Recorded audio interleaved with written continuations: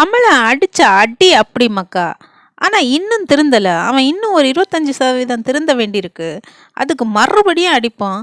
அவனே வந்து வாயை விட்டுருக்குறான். டேய், நல்லாட்சி அமைக்கணும்ன்றத பத்தி பேசு.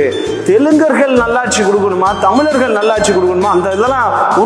தமிழ்நாட்டை யார் ஆளணும் அப்படின்னு சொல்லிட்டு தமிழர்களாகிய நாங்க முடிவு பண்ணிக்கிறோம். நீ ஒண்ட வந்த பிடாரி மாதிரி ஓரமா வந்து வாழ்றதுக்கு வந்தியா, வந்து வாழ்ந்துட்டு போ. அதை விட்டுட்டு தமிழ்நாட்டை யார் ஆளணும், யாரு நல்லாட்சி கொடுக்கணும், தெலுங்கனா தமிழனானெல்லாம் நீ கூவி கூவி விற்காத.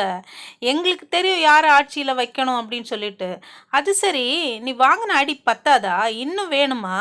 மறுபடியும் பேசிட்டே இருக்கிற உனக்கெல்லாம் எவ்வளவு திமிருடா? யார்டா இந்த தைரியம் கொடுத்தா? தமிழ்நாட்டில் போய் தமிழர்கள் அவ்வளோ இழிவாக பேசுறதுக்கு உனக்கு தைரியம் கொடுத்தா?